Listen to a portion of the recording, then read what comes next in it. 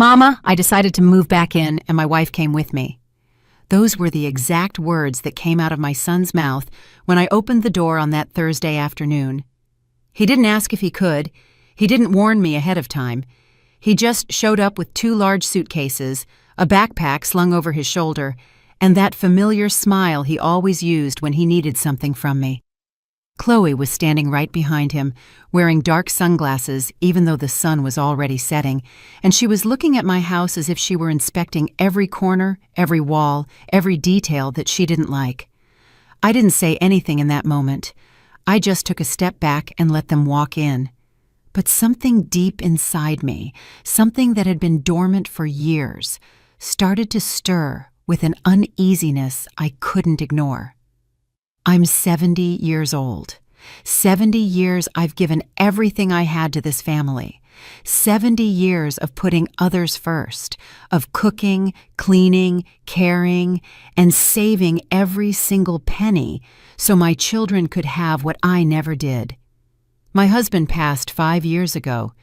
When he left, I thought my life had died right along with him. For months, I didn't know who I was without being someone's wife, without being the mother everyone relied on. But slowly, with the help of my friend Joyce, I started to rebuild myself. I truly learned how to use my cell phone, not just for receiving calls. Now I have WhatsApp, Facebook, even an Instagram where I upload pictures when I go out with my friends. I go to the salon every 2 weeks, I get my nails done, and I color my hair a vibrant chestnut brown that makes me feel alive. I walk in the park every morning with a group of women who, like me, decided that life doesn't end when you hit 60. Last year, I took an online baking course. I made new friends. I started living for myself, not just for everyone else. This house is mine. I bought it with my husband's life insurance money and the savings I tucked away over 30 years of working part-time at a fabric store. I chose every brick, every window, and every plant in the front garden. It's small, just 2 bedrooms, a spacious living room, a kitchen, and a backyard patio where I keep my potted flowers that I tend to every single morning. But it's mine. No one gifted it to me. No one did me a favor by handing it over. I paid for it, I decorated it, and I decided on every single thing inside it.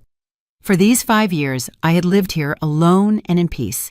My son Marcus used to visit every 2 or 3 months, always in a hurry, always asking to borrow money he never returned, always with that look of a son who knows his mother will never tell him no. But never, never had he shown up like this, with suitcases, and without asking first. When they came in, Chloe didn't even greet me properly. She just gave a quick hello with a smile that didn't reach her eyes and started walking around the living room as if she were in an unfamiliar house that needed to be inspected. She paused in front of the cream-colored sofa with floral cushions that I bought 2 years ago and absolutely love, and she wrinkled her nose. Marcus dropped the suitcases in the middle of the room and gave me a quick automatic hug, the kind people use when they want to seem affectionate but are really thinking about something else. "Mama, we needed a change," he said, pulling away and glancing toward the kitchen. "Things weren't working out at the apartment, and we thought it'd be good to stay here with you for a while." Chloe nodded without looking at me. "Just for a while," she repeated. But the tone of her voice didn't sound temporary. It sounded final. I didn't ask them what happened. I didn't ask them why they hadn't called first. I didn't tell them that I would have preferred a warning, even just one day to prepare myself, to think, to decide if this was something I even wanted. I just nodded, just as I always had, and told them they could stay in the room I used for storage. Marcus smiled with relief. Chloe finally took off her shades and looked directly at me for the first time. "Thanks, Alara," she said, using my first name. Not Mama, not mother-in-law, just my name, as if we were co-workers. "We're going to need closet space," she added, and then turned away to continue her inspection. I couldn't sleep that night. I lay in bed, staring at the ceiling, listening to the sounds of my own house that now felt different. I could hear Marcus and Chloe's voices through the wall, talking in low tones, laughing every once in a while. At some point, I heard Chloe mention something about changing the furniture, and Marcus responded that, yes, There were a lot of old things that were useless now. They didn't say my name, but I felt like they were talking about me too, as if I were part of the inventory of things that needed an update. I got up, went to the kitchen, poured myself a glass of water, and stood there in the dark, feeling something I hadn't felt in my own house since I bought it. I felt like an intruder. I felt uncomfortable. I felt small. The next day, I woke up early as usual. I showered, dressed in a pair of jeans and a pink blouse I like, combed my hair, and went out for my morning walk. Joyce was already waiting for me in the park with her coffee thermos and that huge smile she always has. "Ilara, it's a miracle you got here on time," she said, hugging me. "Usually, I'm the one waiting." I told her everything as we walked. I told her Marcus had shown up unannounced, that he'd brought Chloe, and that they had settled in as if the house belonged to them. Joyce stopped walking and looked at me seriously. "And what did you say?" she asked. "Nothing," I replied. "I didn't say anything." Joyce shook her head. "Ilara, that house is yours. You paid for it. You decide who lives there." "I know," I said, "but I couldn't tell my own son no." Joyce sighed. "Honey, sometimes the problem isn't that we can't say no.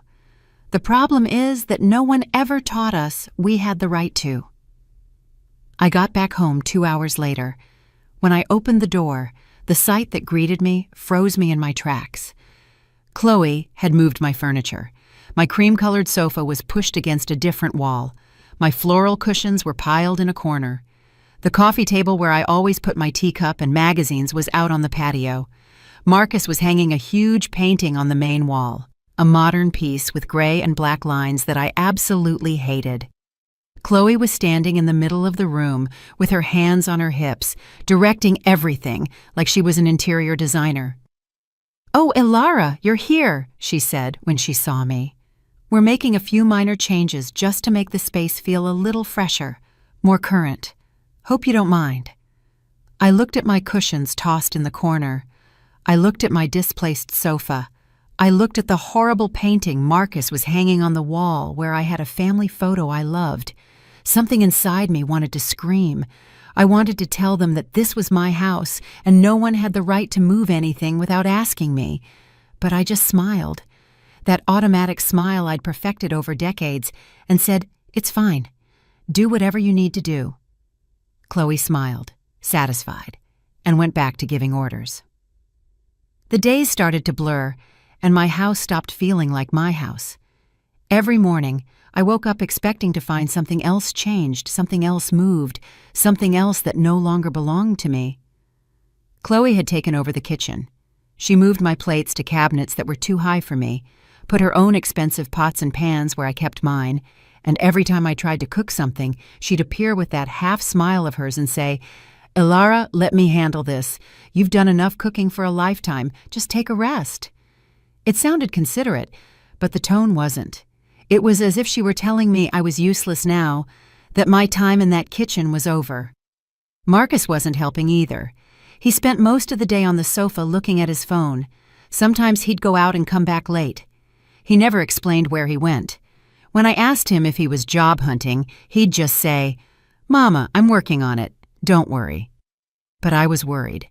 I was worried because he wasn't paying for anything, wasn't helping with the expenses, and every time I went to the grocery store, I noticed my money was disappearing faster than normal.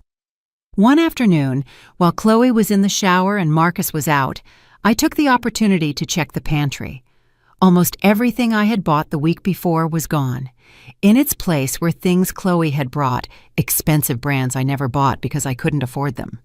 I opened the refrigerator and saw the same thing: organic yogurts, imported cheeses, cold-pressed juices that cost 3 times the usual price. I felt a knot in my stomach. I live on a modest pension and the money I saved over years. I couldn't afford to maintain these kinds of expenses. But when Chloe came out of the bathroom, walking past the kitchen with her hair wrapped in a towel, I didn't say a word. I just closed the refrigerator and went to my room. That night, lying in bed trying to sleep, I heard voices again. They were coming from the living room. I got up slowly and approached my bedroom door without making a sound. Marcus and Chloe were talking. "Don't shout," Chloe was saying. "Your mother might hear." Marcus replied with something I couldn't quite catch, but then Chloe spoke clearly, her voice sharp. "This house is perfect for us. It's in a good neighborhood, it's a decent size, and the best part is we're not paying rent." I felt the air rush out of my lungs. Marcus said something about me, something that sounded like, "But it's her house." Chloe chuckled softly. "For now," she said.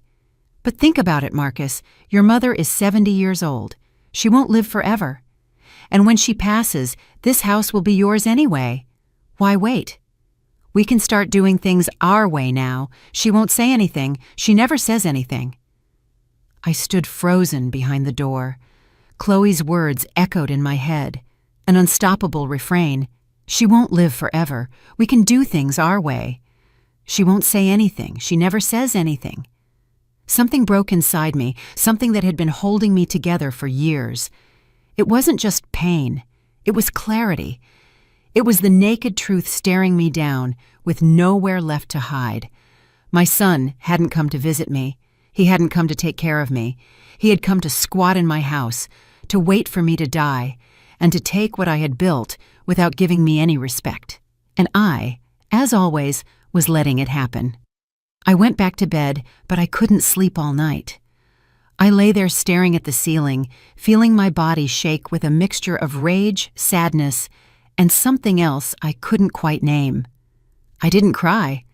I had learned a long time ago that tears don't change anything, but I did make a decision that night, a quiet, cold, clear decision.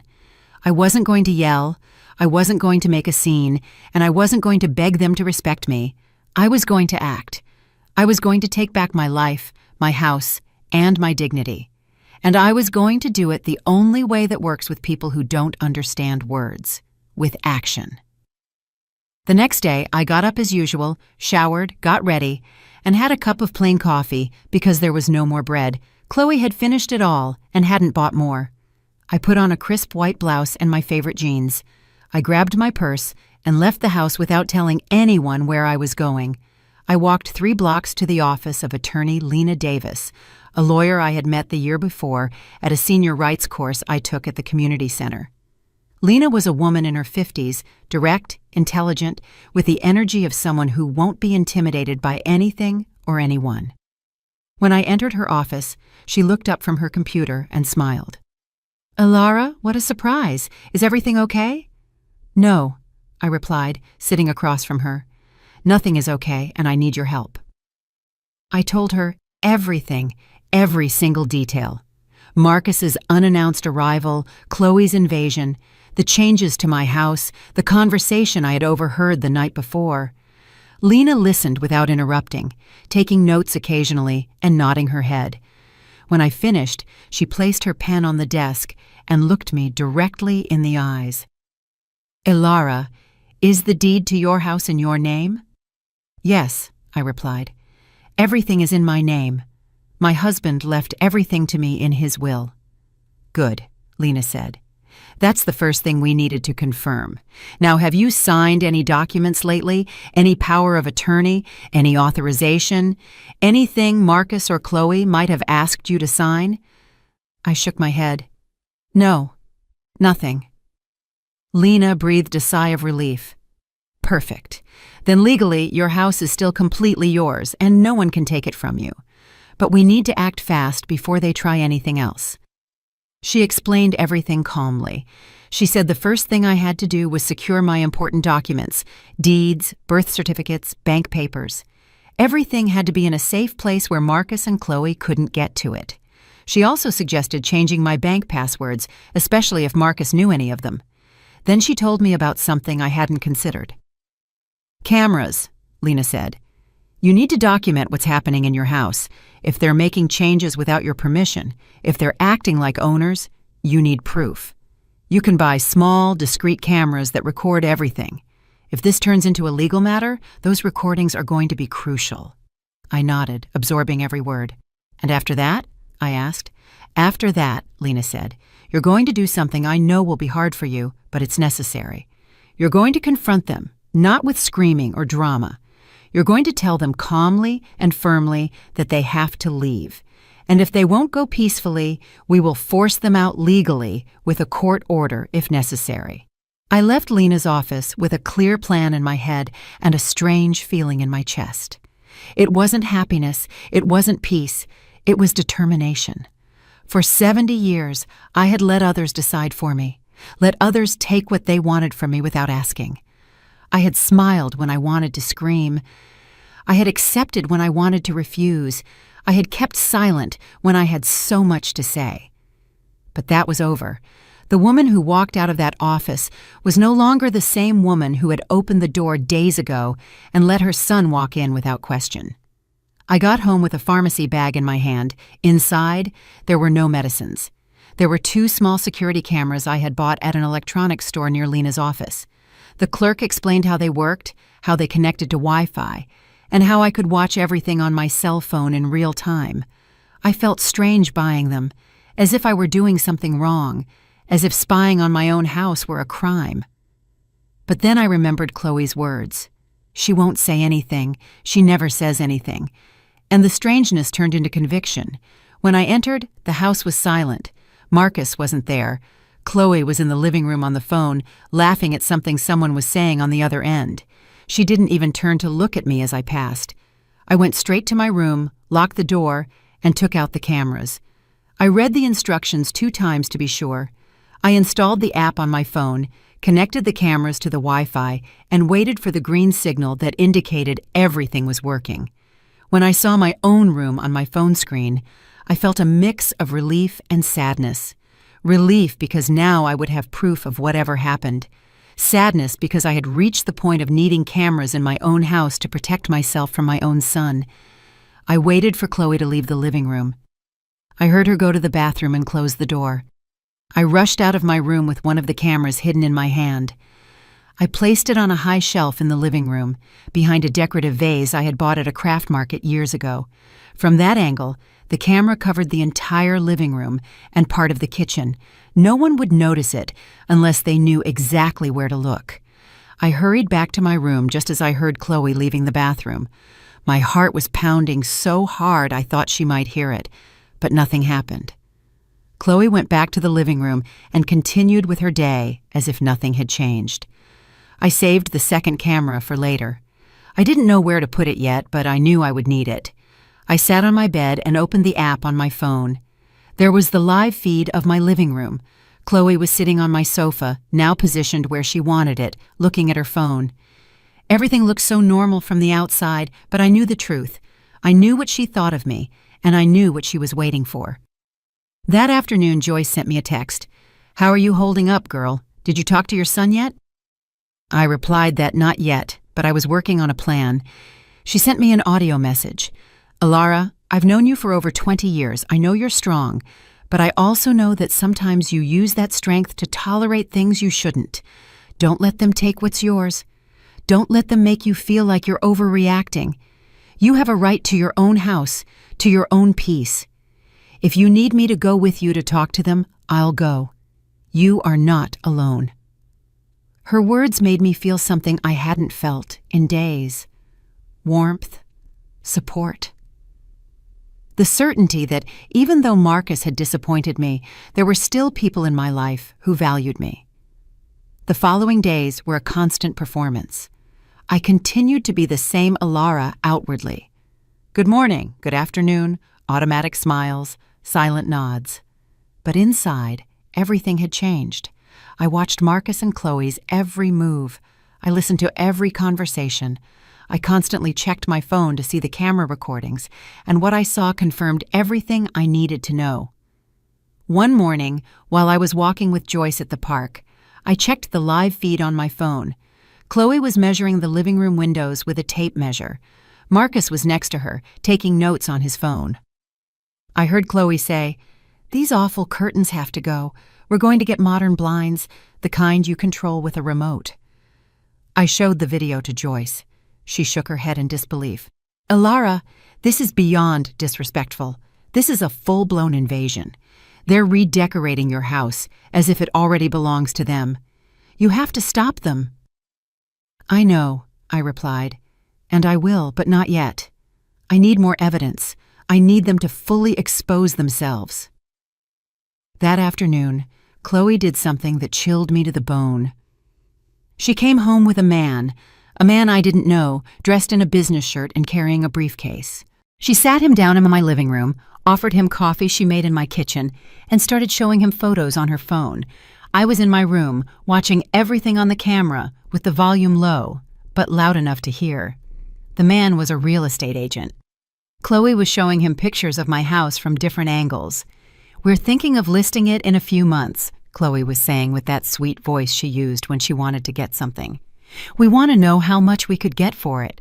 The neighborhood is good, the nearby schools have a good reputation, and the house is in excellent condition." "Well, it needs some updates," the man said, looking around. "But it definitely has potential. I'd say we could list it between $180,000 and $200,000, depending on how much you invest in renovations before selling." I felt my blood boil. Chloe was appraising my house, the house I bought with my money, my hard work, my years of labor and savings. And she was sitting right there on my sofa, planning to sell it as if the papers were already signed, as if I no longer existed. The agent left her a business card and told her to call him when they were ready. As soon as the door closed, Chloe picked up her phone and called someone. "Did you talk to the appraiser?" Marcus asked from the other end. "Yes," Chloe replied. "He says we could get up to $200,000 if we make a few improvements. With that money, we could buy something better, bigger, in a newer area." "And my mother?" Marcus asked.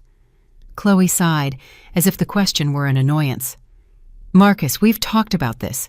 Your mother will be fine. There are very nice senior living residences for people her age, places where she'll be looked after, where she'll have company, where she won't have to worry about a thing. It'll be better for her, too. You know that." Marcus was quiet for a moment. Then he said, "Yeah, you're right. It's best for everyone." I saved the video. I saved it with the date, the time, and every word they said. Lena had told me I needed proof. Now I had it. Clear, direct, undeniable proof that my son and daughter-in-law were planning to take my house, sell it, and put me in a residence without even consulting me, without caring what I wanted, without caring that this house was the only thing I had left after a lifetime of sacrifice. I didn't have dinner with them that night. I told them I wasn't feeling well and was going to rest. I closed my bedroom door and sat on my bed with my phone in my hand. I sent the video to Lena. She replied in minutes. "Alara, this is gold. With this, we can prove intent to commit fraud and abuse. Are you ready to act?" I replied yes. I was more ready than I had ever been in my entire life. 3 more days passed, and I continued to act as if I didn't know anything, as if I hadn't heard their plans, as if I didn't have recordings of every word they spoke when they thought I wasn't around. I still got up early, made my coffee, went for my walk, and returned to a house that looked less and less like mine every day. Chloe had brought more things: new throw pillows, new artwork, even a modern floor lamp she put in the corner of the living room that cost more than I spent on groceries in a month. Marcus was still unemployed, still not contributing anything, still spending his days sprawled on the sofa or going out without saying where he went. One afternoon, while I was in my room organizing my important documents into a folder that I planned to take to Joyce's house for safekeeping, I heard raised voices in the living room. Chloe and Marcus were arguing. I opened the camera app on my phone and turned up the volume. "Marcus, we've been here almost 3 weeks and you haven't done any of what you promised," Chloe was saying in a tone I had never heard her use before. "You were supposed to talk to your mother about the house, to test the waters, to start preparing her for the idea." "I know, Chloe, but it's not that easy," Marcus replied. "She's my mama. I can't just walk in and tell her we want to sell her house." "Of course you can," Chloe interrupted. "You just need to find the right words. Tell her it's for her own good, that a house that big is too much for her alone, that she'll be better cared for in a residence. Make her feel like it's her idea." Marcus sighed. "I don't know if that's going to work. You don't know her like I do. When she gets something in her head, she's stubborn." Chloe laughed, but it wasn't a kind laugh. "Marcus, your mother is 70 years old. She has spent her whole life doing what other people told her to do. She's been the obedient wife, the sacrificing mother, the woman who never says no. She's not going to start changing now. You just have to pressure her a little, make her feel guilty if you have to, remind her of everything you've done for her, even if it's not true. People in her generation run on guilt." Marcus fell silent. I was sitting on my bed, clutching my phone so tightly that my knuckles turned white. Hearing my own son remain silent while his wife described me as a manipulable old woman, as someone without a will of her own, as an obstacle that just needed to be moved with the right words, was worse than any direct insult. "Fine," Marcus finally said. "I'll talk to her tomorrow." "Perfect," Chloe responded, and then added something more. "And Marcus, when you talk to her, remember this isn't just for us. It's for you, too. That house is worth a lot of money. It's your inheritance. Why wait until she's gone to enjoy it? We can sell it now, buy something better, and we all win. Even her, because she'll have everything paid for in a nice residence." Marcus mumbled something I couldn't hear, but I knew from his tone that he had completely given in. I saved the video, another one for the collection, another proof of who they really were. I couldn't sleep again that night. Not because of sadness this time, but because of something different. Contained rage, indignation, and the absolute clarity of knowing that my son, the son I raised, fed, clothed, and worked overtime for years so he could go to good schools, that son saw me as a means to get money. And his wife, who came and went from my house as if she were the owner, saw me as nothing more than an obstruction to their plans. The next day, I got up earlier than usual. I dressed carefully. I put on a simple beige dress that made me feel dignified. I styled my hair well. I put on the pearl earrings my husband gave me on our 25th anniversary. I looked in the mirror and saw a 70-year-old woman who was still standing, who still had strength, who still had a voice, even if she hadn't used it in a long time. Today, I would use it. I left my room and found Marcus alone in the kitchen, drinking coffee. Chloe was still asleep. Perfect. I wanted to talk to him alone first. "Morning, Mama," he said without looking up, his eyes glued to his phone. I poured myself a cup of coffee and sat across from him at the small kitchen table. "Marcus, we need to talk," I said in a quiet but firm voice. He looked up, surprised by my tone. "Sure, Mama. About what?" he asked, trying to sound casual, but I saw the nervousness in his eyes. "About this situation," I replied. "About you two living here." Marcus put his phone down on the table. "Mama, if it's about money, I can help you out as soon as I find work. I'm waiting on a few calls.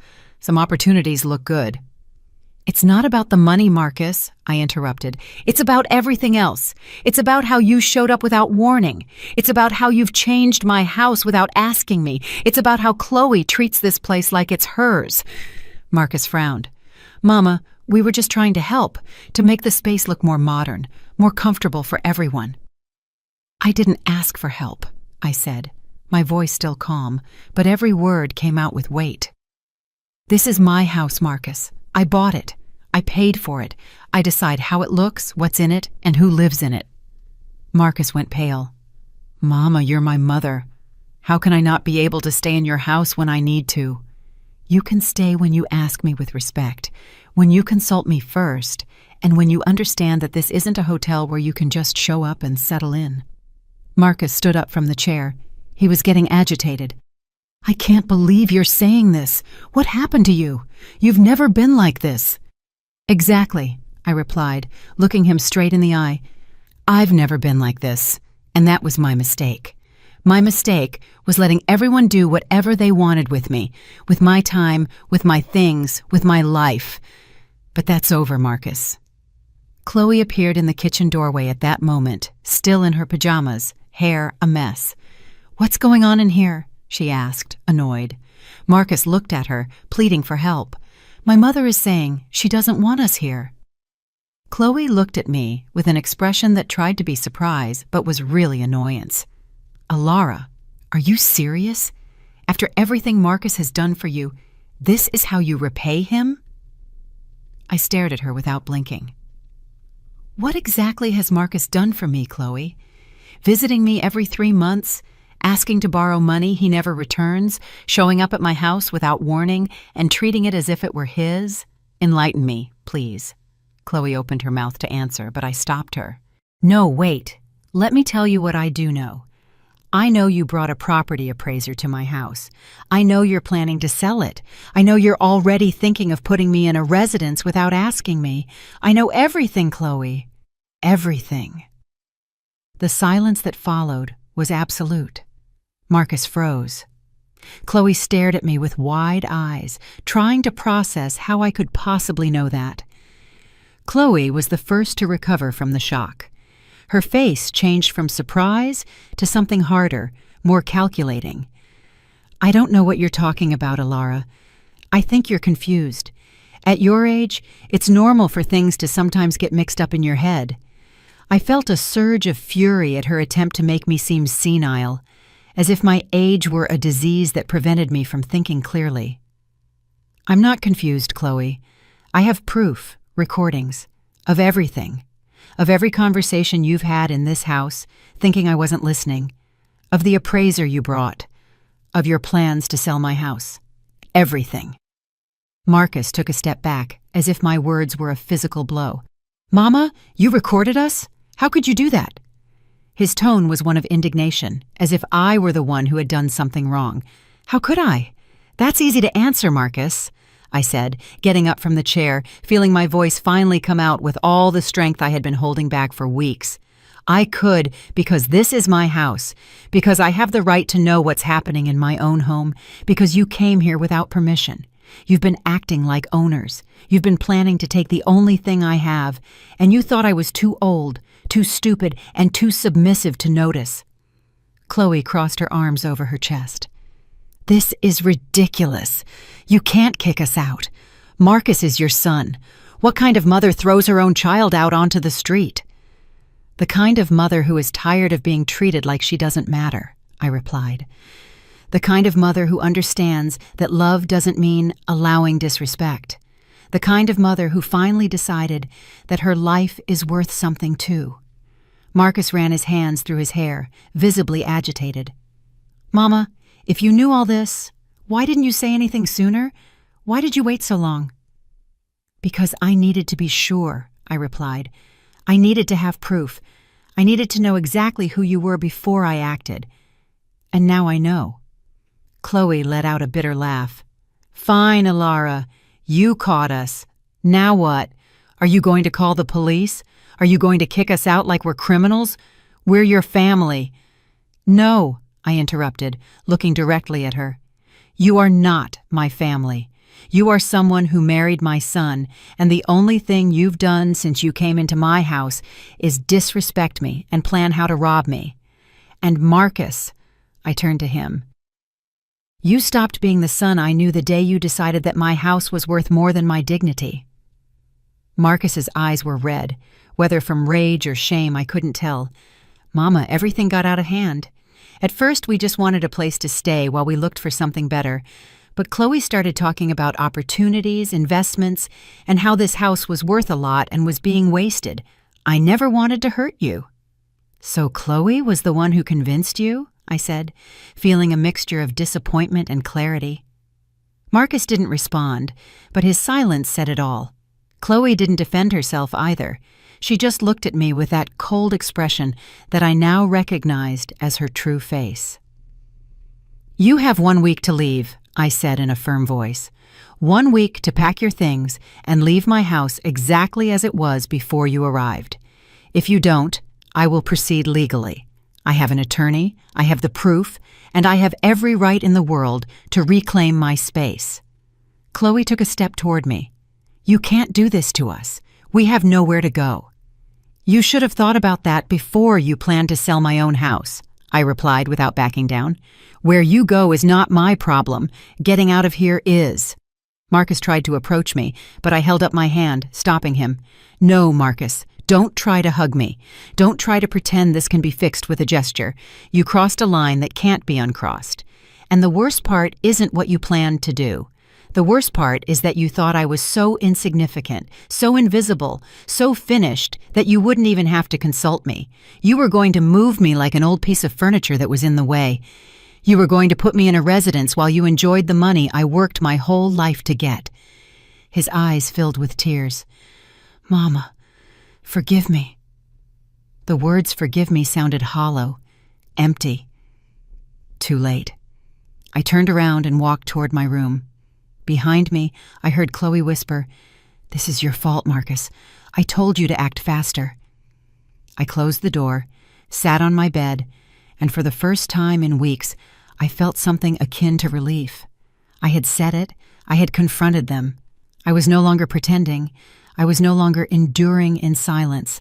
I had used my voice, and I had reclaimed my space.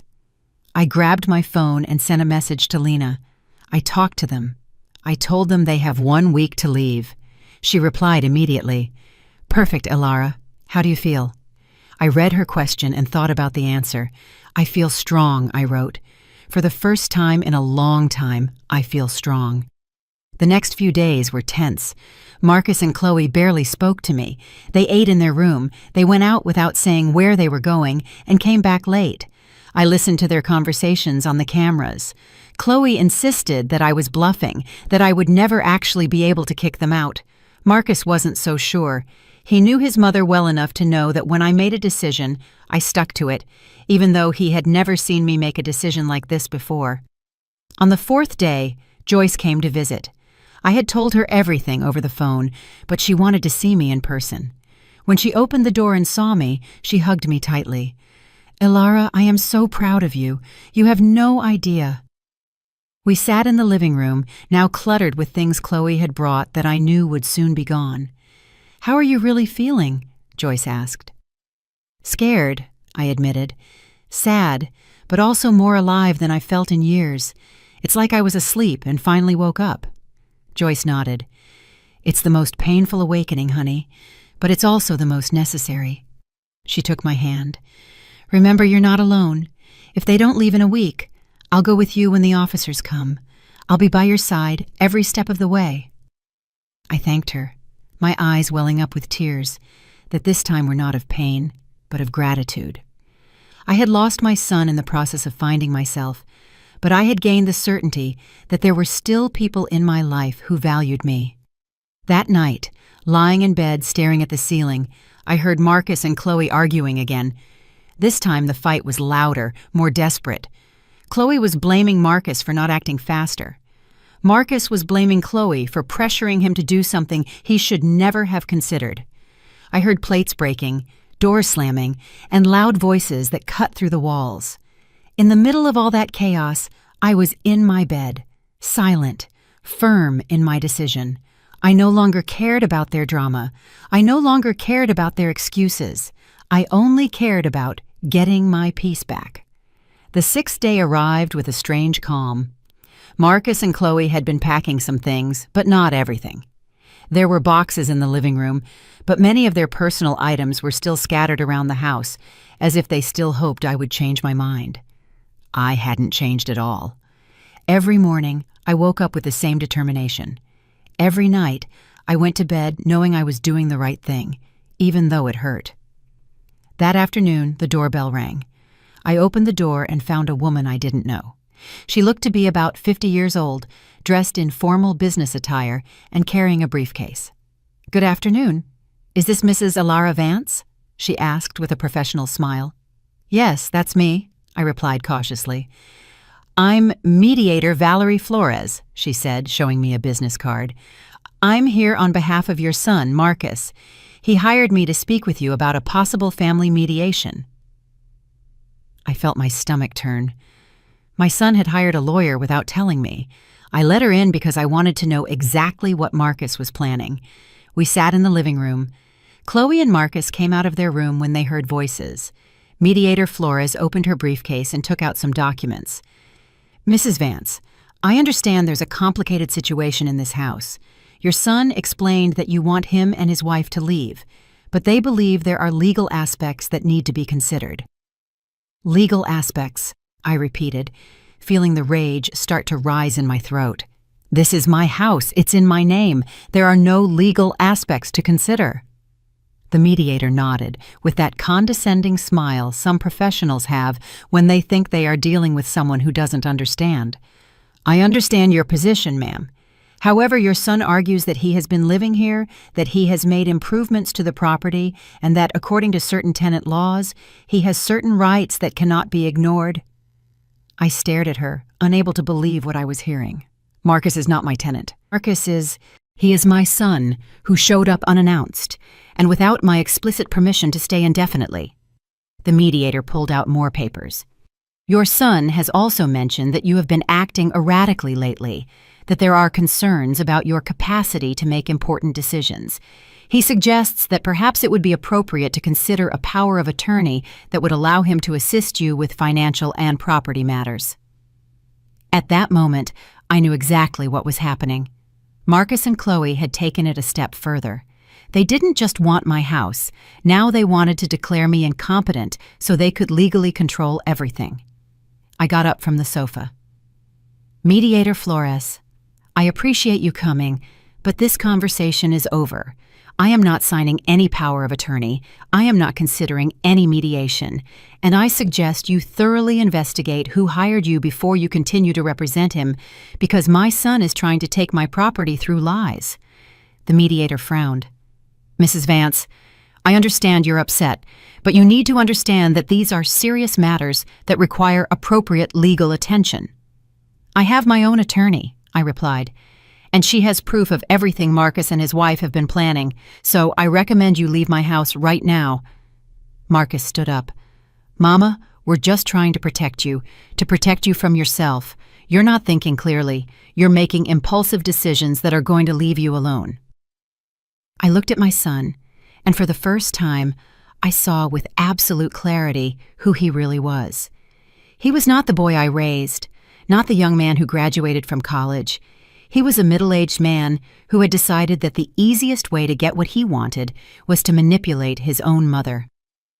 Marcus, I said, with a calm that surprised even me, the only impulsive thing I did was let you into my house without question. Everything else has been calculated, thought out, and documented. And if you continue down this path, the only thing you will achieve is that I will never want to see you again. Mediator Flores visibly gathered her papers, looking uncomfortable. Mrs. Vance, I will withdraw, but I'll leave you my card in case you change your mind.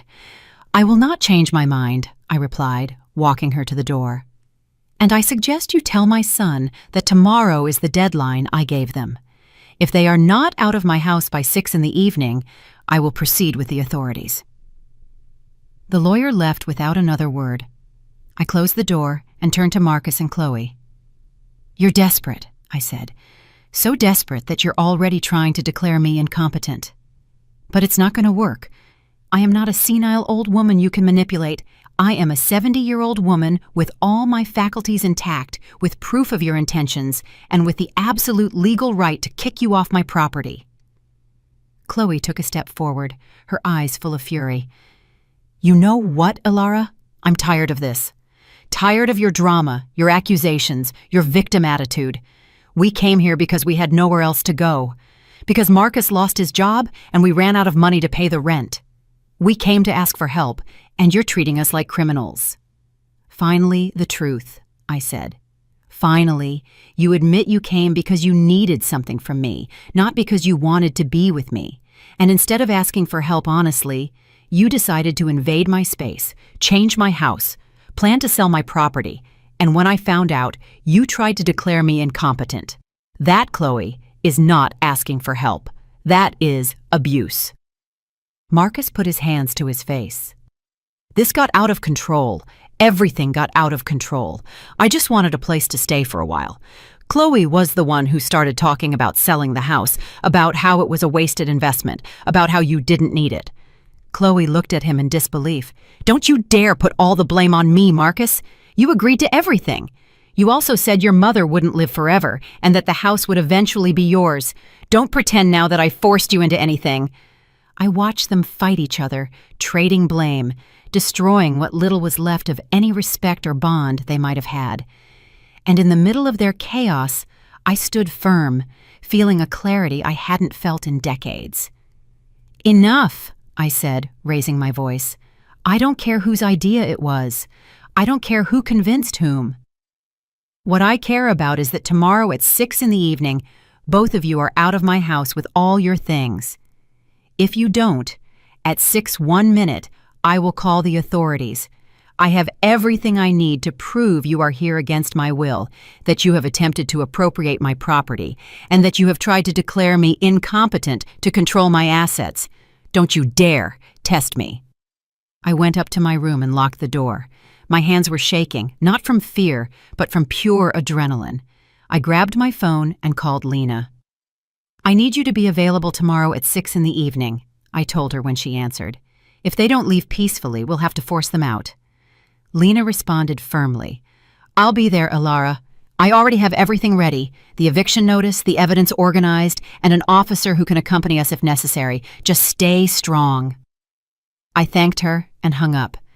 That night was the longest. I listened to Marcus and Chloe pack for hours. I heard things dragging, boxes closing, and low-voiced conversations I couldn't decipher anymore.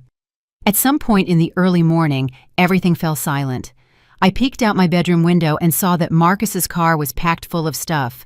They had packed. They were really going to leave. At 5 in the morning, I heard the front door open. I quickly got up and left my room. Marcus was loading the last few boxes into the car. Chloe was standing in the doorway with an expression of absolute resentment. When Marcus saw me, he stopped. "Mama, we're leaving. But I want you to know that this isn't over. I'm going to talk to the rest of the family. I'm going to tell them how you treated us. I'm going to make sure everyone knows the kind of person you are." "Go right ahead," I replied with a calm that even surprised me. "Tell them whatever you want. I have the truth on my side." Marcus loaded the last box and walked out. Chloe looked at me one last time. "I hope it was worth it, Alara. I hope this empty house makes you very happy." And she slammed the door shut. I stood in the middle of the living room, watching the car pull away down the street until it disappeared. The house was silent, an absolute silence I hadn't felt in weeks. And in that silence, I could finally breathe. I closed the door after they left and stood in the entryway for what felt like hours, but was only a few minutes. The house was quiet, but it wasn't the uncomfortable silence of the last few weeks where I felt like at any moment I would hear a conversation planning against me. It was a different kind of silence, a silence that belonged to me. I walked slowly into the living room and saw the mess they had left. There were marks on the walls where they had hung their pictures. Some of my things were still out of place. The furniture wasn't where I originally had it, but they were gone. And that was the only thing that mattered in that moment. I sat down on my sofa that I could now put back wherever I wanted, and allowed myself to feel everything I had been holding back. I didn't cry. I thought I would cry, that the departure of my son would break me in some definitive way. But there were no tears. There was only a deep weariness mixed with something that took several minutes to identify. It was relief. It was liberation. It was the sensation of having recovered something that had been taken from me without my even realizing it until it was almost too late. My dignity, my space, my voice. I picked up my phone and sent a message to Joyce. "They left. They're not here anymore," she replied immediately. "I'm on my way." I didn't reply because I knew she would come anyway. Joyce always kept her word. I got up and started walking through the house, looking at every corner, every space that had felt alien for weeks. The kitchen where Chloe had reorganized everything without asking me. The bathroom where she had left her expensive products, taking up all the space. The guest room where they had slept, where they had surely had hundreds of conversations, planning my future without consulting me. I entered that room and found it empty but messy. The bed was unmade, drawers were open, and hangers were scattered on the floor. They had left in a hurry, likely scared that I would actually call the authorities. I opened the windows to let in fresh air.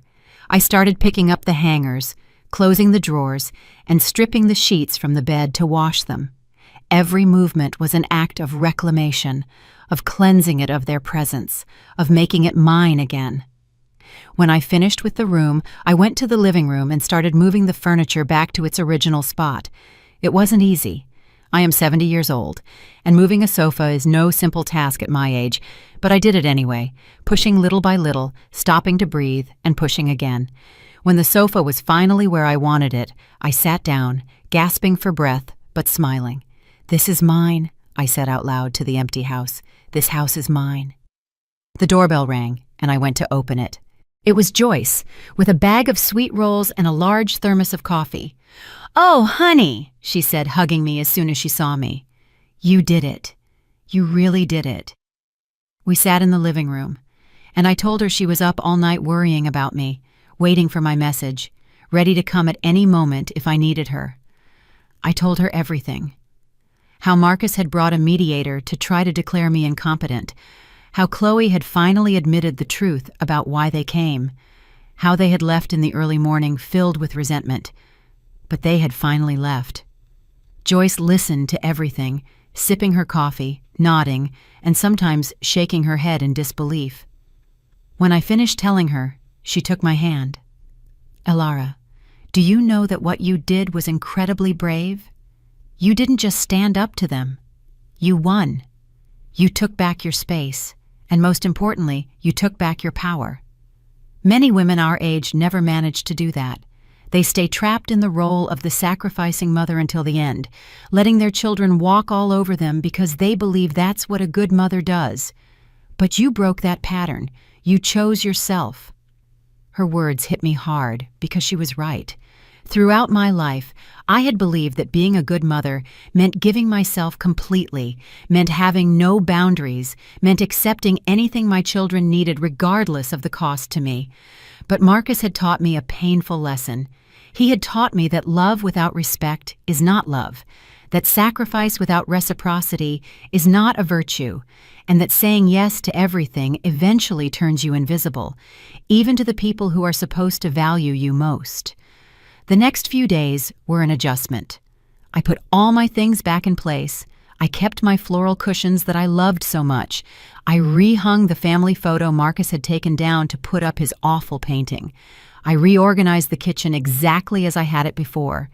Every action was an act of reclamation, of re-inhabiting my own life, and with everything that returned to its place, I felt a part of myself return too. But the peace didn't last long. 3 days after they left, the calls started. First, it was my sister, Aunt Brenda, Marcus's aunt. "Elara, what happened with Marcus? He called me crying, saying you threw him out of your house, that you treated him horribly, that you've become a different person." I tried to explain, but she didn't want to listen. She just kept repeating that Marcus was my son, that family forgives everything, and that I was being too hard. I hung up when I realized there was no way to make her understand without telling her the whole story, and I didn't have the energy for that. Then it was my cousin Yvonne. She was more direct. "Elara, Marcus told me you kicked him out because you didn't like his wife. That's very immature of you. He's your son.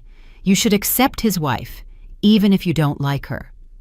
I replied that it had nothing to do with whether I liked her or not. It had to do with respect and boundaries, but she didn't understand either. She told me I was being selfish, that old people shouldn't live alone, and that I should be grateful my son wanted to be with me. That conversation also ended badly. The calls continued for days. Cousins, aunts, uncles, even some family friends I barely knew, all with the same story Marcus had told them, that I had become bitter, that I had kicked out my son for no reason, and that I was lonely and resentful. No one asked for my side. No one wanted to know what had really happened. They just assumed that Marcus, as always, was the victim, and I was the villain. One afternoon, after receiving the 5th call of the day, I sat in the living room, completely exhausted. Joyce came to visit and found my eyes red, not from crying, but from the frustration of trying to explain myself over and over. "Honey, stop answering the phone," Joyce told me firmly. "You don't owe anyone an explanation. The people who truly know you, the people who truly love you, will trust you without you needing to justify yourself. The rest can think whatever they want." She was right, but it still hurt. It hurt to be judged by people who knew nothing of what I had lived through. That night, while checking my phone, I saw that Marcus had sent me a text. It was the first one since he left. "Mama, I hope you're happy. You got what you wanted. Now you're all alone in your precious house. But when you're truly old and you need help, don't come looking for me. I tried to be here for you, and you rejected me. Now you'll have to live with that decision." I read the message several times, feeling every word try to stab me with guilt. It tried to make me feel like I had made a mistake, that I would end up regretful and alone. I typed a response. I wrote it and deleted it 3 times before finally sending it. "Marcus, I am not alone. I am at peace. There is a big difference. You didn't try to be here for me. You tried to take what is mine. And when I stopped you, you are now punishing me by saying you won't be there when I need you. But son, the truth is I needed you during these weeks, and you weren't there. I needed respect. I needed consideration, and I needed you to see me as a person and not an obstacle. And you failed. So your threat not to be there later doesn't scare me because I already learned to be without you." I sent the message and blocked his number. Joyce was right when she told me that the people who really loved me would understand. 2 days later, I received a video call from my granddaughter Paige, not Marcus's wife, but the daughter of my other son, Elias, who lived in another state. "Grandma, what happened with Uncle Marcus? He's sending me messages saying awful things about you." I told her everything, every detail, without hiding anything. I showed her some of the videos I had recorded. I explained how I felt, what had happened, and why I made the decision I did. Paige listened without interrupting. When I finished, she had tears in her eyes. "Grandma, I am so sorry. I'm sorry you had to go through that, and I'm sorry Uncle Marcus turned out to be that kind of person. But I am proud of you. So proud that you didn't let them." Her words healed me more than she could ever imagine. Elias, my other son, called me too. "Mom, Marcus told me his version, but I know my brother. I know how he is. If you made that decision, I know you had your reasons. Are you okay? Do you need anything?" I told him I was fine, better than I had been in a long time. He told me that if I ever needed anything, he was 1 call away. I slept peacefully that night for the first time since this whole ordeal began. 2 weeks passed since Marcus and Chloe left, and life was starting to feel like mine again. I had returned to my regular routine. I walked in the mornings with Joyce and the group of friends from the park. I went to the salon every 2 weeks. I drank my coffee in the living room without feeling like someone was judging me or planning something behind my back. The house was quiet, but it was a silence that filled me instead of emptying me. However, something told me this wasn't over yet. I knew Marcus well enough to know he wouldn't give up so easily. And I was right. One Thursday afternoon, while I was watering the plants on the patio, the doorbell rang.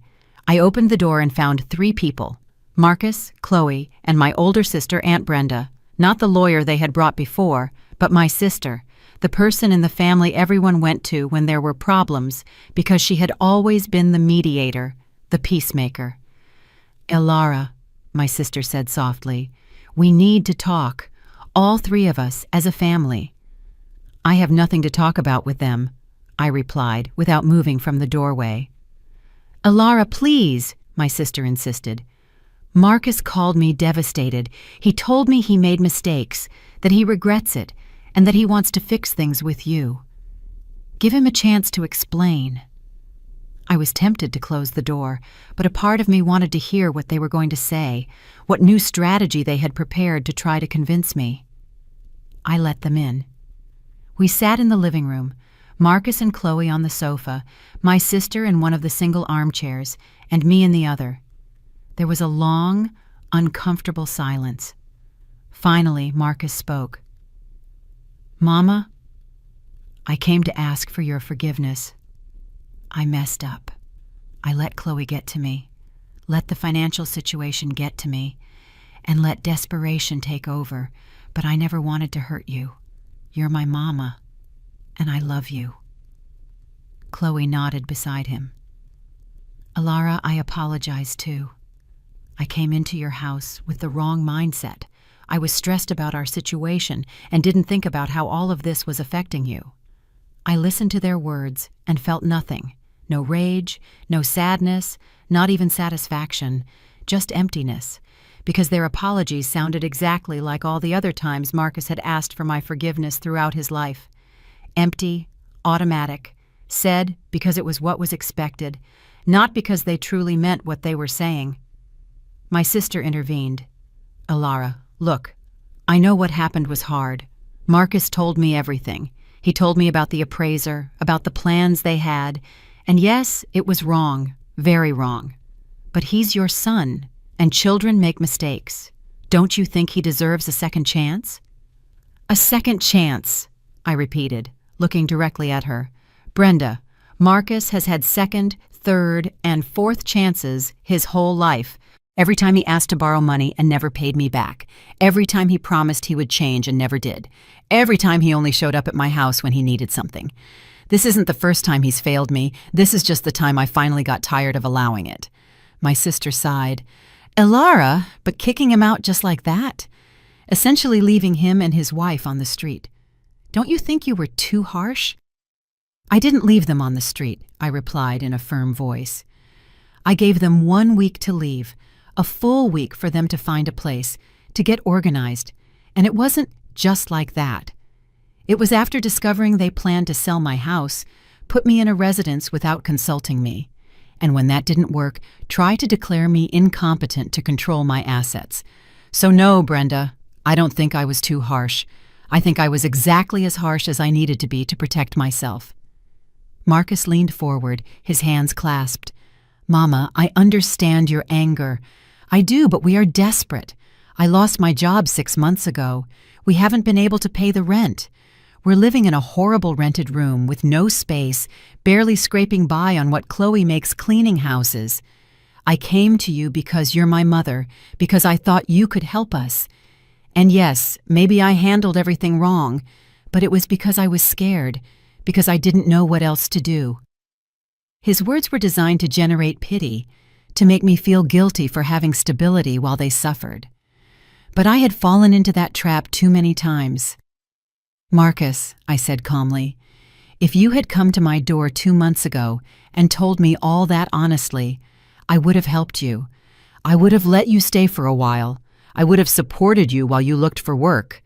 But you didn't do that. You showed up unannounced, you acted like the owner of my house, you planned to steal my property, and you tried to make me look incompetent when I found out. You didn't come to ask for help. You came to take what you thought was yours.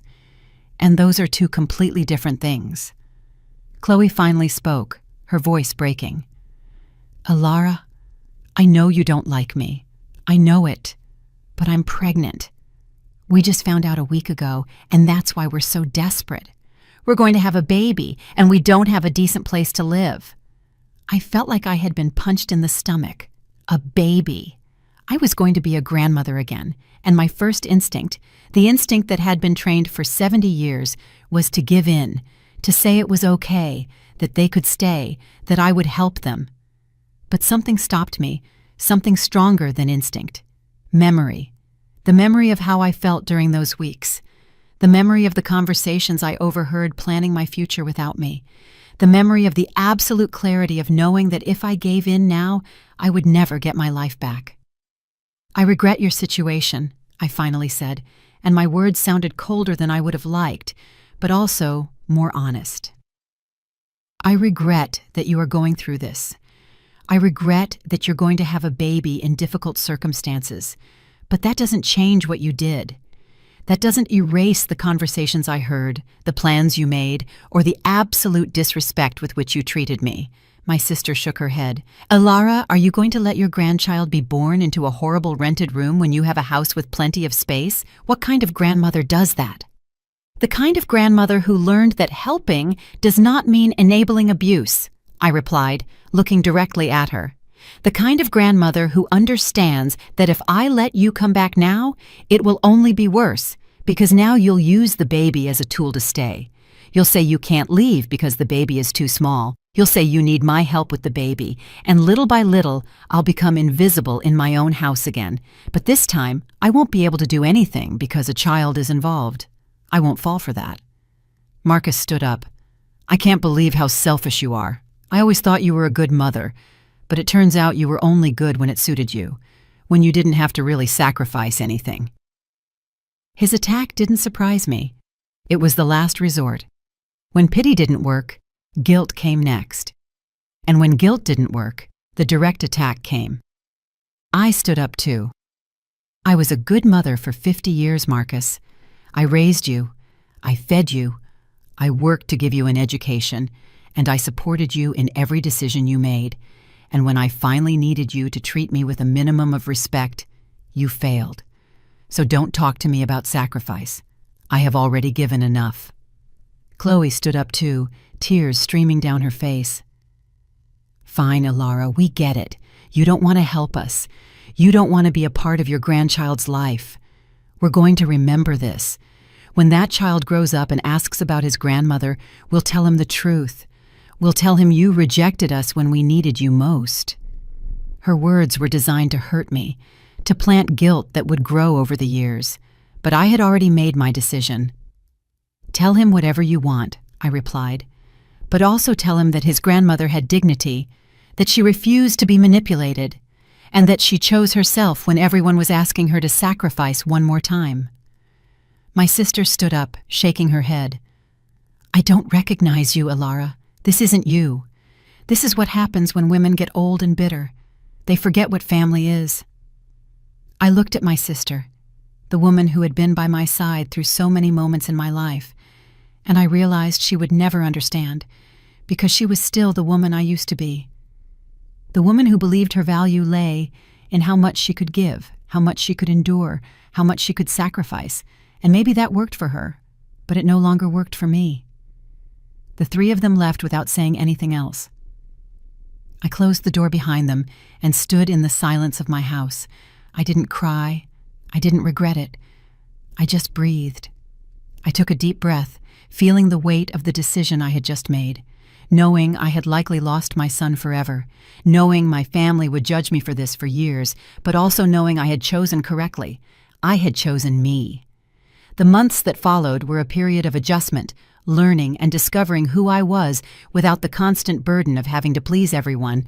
The first few weeks were the hardest. There were moments when I looked at my phone, expecting a message from Marcus that never came. There were nights when I wondered if I had been too harsh, if I had crossed a line I shouldn't have, but then I remembered the conversations I overheard, the plans they made, the way they looked at me as if I were an old piece of furniture that needed to be moved, and the doubt vanished. Joyce became my anchor during those months. She came to visit 2 or 3 times a week. We drank coffee in the living room, walked in the park, and went to the movies when there was a film that caught our eye. One afternoon, as we sat on my patio watching the sun set, she told me something I'll never forget. "Ilara, my mother sacrificed herself for my brothers her whole life. One of them was an alcoholic, another could never hold down a job, and my mother was always there rescuing them, giving them money, giving them a place to live. And you know what happened in the end? When she got sick, when she needed help, none of them were there because they never learned to value her. They only learned to use her. You didn't make that mistake. You stopped yourself in time." Her words helped me see my decision from another perspective. I hadn't rejected my son. I had rejected the abuse. I had set boundaries that I should have set years ago. And even though it hurt, even though guilt tried to sneak into my thoughts every now and then, I knew I had done the right thing. One day, 3 months after Marcus left, I received a call from Elias, my other son. "Mom, I need to tell you something. Marcus called me yesterday. He's asking to borrow money. He says he's in a really difficult situation, that they're having a baby, and he has nothing. He asked me to talk to you about reconsidering letting him come back." I told him I wasn't getting involved in that it was something between you two, but I wanted you to know. I thanked him for telling me. Then Elias added, "Mom, I don't know everything that happened between you, but I know that if you made the decision to distance yourself from Marcus, you had good reasons. And I want you to know that I do support you. If you ever need anything, I'm here, not to rescue you, but to accompany you." His words filled me with a warmth I hadn't felt in months. Time kept passing. 4 months, 5, 6. My routine became richer, fuller. I signed up for a painting class at the community center. I discovered I had a talent for landscapes, that I could spend hours with a paintbrush in my hand, thinking of nothing but colors and shapes. I made new friends in that class, women my age who were also rediscovering who they were after years of being just wives, just mothers, just caregivers. One of those women, Luella Metz, a different last name than my friend, but the same first letter, became a close confidant. She had gone through something similar with her daughter. She told me her daughter had tried to institutionalize her to take her house, had falsified papers, and had almost succeeded. But Luella fought, hired lawyers, regained control of her assets, and now had gone 5 years without speaking to her daughter. "I don't regret a single day," she told me one afternoon as we painted together, "because I learned that a mother's love doesn't mean letting them destroy you. It means loving yourself enough not to allow abuse, not even from your own children." 7 months after everything happened, on a Saturday morning, as I was getting ready to go to the hair salon, the doorbell rang. I opened it and found a young woman I didn't know. She was carrying a baby wrapped in a blue blanket. "Mrs. Vance?" she asked timidly. "I'm Chloe's cousin. She asked me to come and speak with you." I felt my heart race. "Chloe, is she okay? The baby?" The girl nodded. "Yes, they're fine. The baby was born a month ago. It's a boy. His name is Mateo. Chloe wanted you to meet him, but she was afraid to come in person." I looked at the baby in her arms. He was small, perfect, innocent of everything that had happened. I felt a pang in my chest, a mixture of tenderness and sadness, but I did not give in. "I appreciate you coming," I told the girl gently, "but I can't receive the baby if it means opening a door that I need to keep closed. Tell Chloe I wish her the best, that I hope they're doing well, and that they take good care of Mateo. But I am not ready to have contact with them. Maybe someday, but not today." The girl nodded with understanding. "Chloe said you would probably say that. She just wanted to try." She gave me her phone number in case I ever changed my mind. I closed the door and stood behind it, my hands trembling. There was a grandchild. There was a baby with my blood that I had refused to meet. Guilt tried to drown me in that moment. It tried to tell me I was a horrible grandmother, a heartless person. But then I thought about everything that had happened. I thought about the conversations, the plans, the attempts to take my house. And I knew that if I opened that door now, if I let the baby be the excuse to reconnect, everything would eventually go back to how it was. Marcus and Chloe would use the child as a tool to manipulate me, to make me feel obligated to help them, to give them money, to let them return, and I would end up exactly where I started. I called Joyce and told her what had happened. She came right over.